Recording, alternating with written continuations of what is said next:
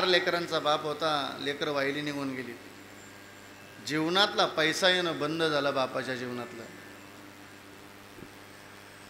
दिवाळीचा सण जवळ आला. एकुलती एक मुलगी होती. बापाला पोरांना विनंती केली, पोरांनो अरे कोणी घ्यायला जातं का नाही माझ्या तायडीला? बाबा जाऊ आणायला. अरे जा तिला घेऊन या कोणी. ती बरोबर लक्ष्मीपूजन झालं की मग येईल, पण तिच्या लेकरांना घेऊन या.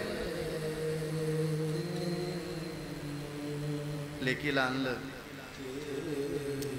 माहेरातला दिवाळीचा सण उत्सव साजरा झाला. आता जायचं तिला सोडवायला ना. शरीर थकलेले बापाचं. पण ताई संगमनेरकर मुली करता बापाला कुठून ताकद येते काही सांगता येत नाही. म्हातारपण जरी आलं म्हणून काय झालं, येता येता आमच्या नानांच्या कन्या घरी आलेल्या होत्या. सगळ्या परिवाराला भेटून तिकडे कीर्तनात आले. सांगितलं लेक जावे घरी आलेली होती. बापानं दोन्ही पिशव्या धरल्या हातात. शरीर थकलेले. बस स्टँडवरती गेला. बस आली. लगेच आला नाही ना तो बाप. सीटावर जाऊन दोन्ही पिशव्या लेकीच्या हातात दिल्या. फाटेल कुपरीच्या खिशात हात घातला. 1 वर्ष झालं वेगळी निघून गेली ती पोरं. बापाच्या जीवनातलं पैसे येणं बंद झालेलं होतं. ताई दादा बाप कोणा घरी पाहुण्याच्या घरी गेला, 100 रुपये 50 रुपये दिले तर जपून ठेवायचा तो बाप. अशी जपून ठेवलेली पैसे खिशात हात घातला. होती तेवढी पैसे काढले, लेकीच्या हातावर ठेवले. सांगितलं तायडे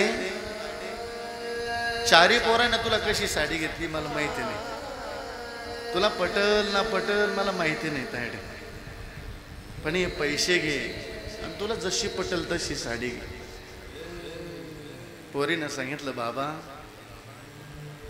तुमचे लेक वाहिली नेऊन गेले, तुम्हाला व्यसन आहे. म्हातारपणाला आजार आला, दवाखान्यात गेले, मेडिकल मध्ये गेले तर तुम्हाला पैसे लागतील ना गोळ्यांकरता.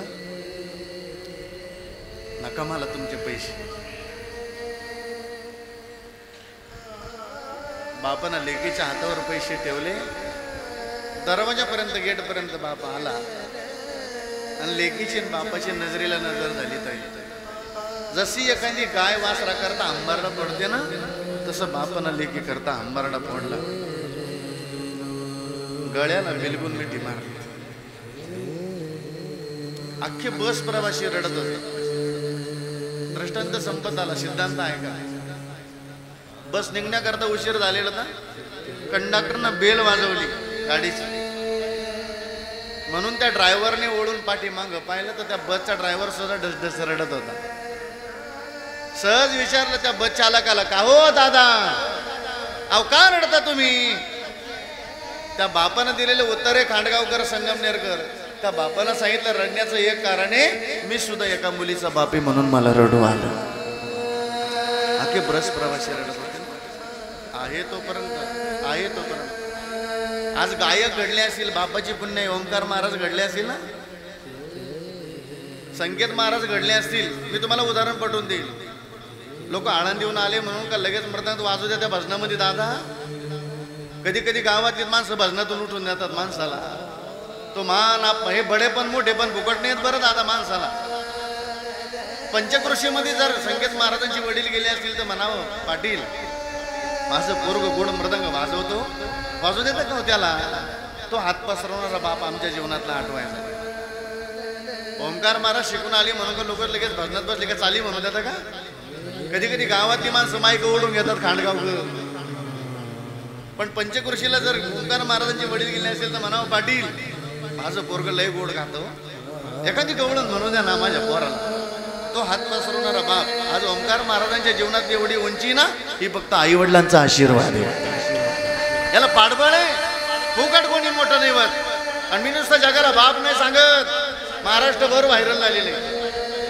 आमचा बाप आहे तेवढा सुखादे बरं का. आम्ही दोन्ही भाऊ, माझ्यापेक्षा मोठे बंधू कीर्तनात चालक सोबत घेऊन यायला मला. भाऊ मी कुठं कीर्तन संपलं ना थांबत नाही. रात्री मी संभाजीनगर जिल्ह्यात होतो. मला 3 वाजू 4 वाजू इथलं कीर्तन संपलं ना, सरपंच साहेबाला माहिती लय आडीनडीचा काळ आला प्रवासाचा, तर वडील सांगतात अरे थांबून घ्या, तर थांबतो नाही तर थांबत नाही. घरी जायचं, स्नान संध्या करायची, देवाची पूजा करायची, साधना करायची, पांडुरंगासारख्या बापाचं दर्शन घ्यायचं आणि मग प्रवासाला लागायचं. काय संकट येते नाही माणसाच्या जीवनामध्ये.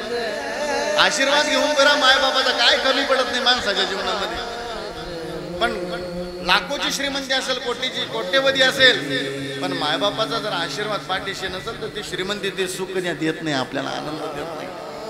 श्रद्धेनं माझी विनंती आहे तुम्हाला, हो सकळ तीर्थाची अधुरे जे का माता पितरे. ज्ञानोबरांनी सांगावं सर्व तीर्थांचं माहेर म्हणजे आई वडील आहे, तुकोबरांनी सांगावं. म्हणून श्रद्धेनं आई वडिलांची सेवा करा.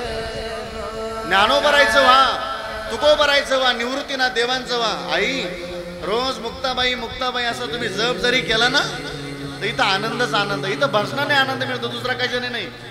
तुकोबरांच्या जीवनात एवढी संकट होती, पण तुकोबरांना जर स्थिती विचारली ना ते म्हणायची मी समाधानी. कशाच्या जोरावर? तेने सदा चित्ता समाधान, सदा नाम घोष करू हरी कथा. इथं बघतो भजनानं समाधान मिळेल ना, दुसरं कशाने नाही. म्हणून संपलंय माझं कीर्तन. संतांची भाषा आहे आपल्याला. का हो महाराज, आम्ही नाही गुरु केला, नाही माळ घातली, नाही भजन केलं, नाही वारी केली तर आमचं काय जाणार आहे. संत सांगतात गडे हो, तुमचं नाही काय जाणार तर आमचं काय जाणार आहे. पण मार्ग दावणे गेले आधी निळोबराय सांगतात, दयानिधी संत ते. संताच्या हृदयातली दया आहे बरं. आपण भजन करावं, माळ घालावी, देवाचं दास व्हावं, ही दया आहे बरं. दया करत असताना तोंड पाहून नाही करत संत. दया करणे जे पुत्राशी त्याची दास आणि दासी. जे पुत्रावर प्रेम आहे ते दासावर प्रेम आहे. प्रेम करत असताना महाराज म्हणतात इथं संताचं ऐकलं तर भलं होईल. संगमनेरकर जगाच्या कल्याणा संताच्या विभूती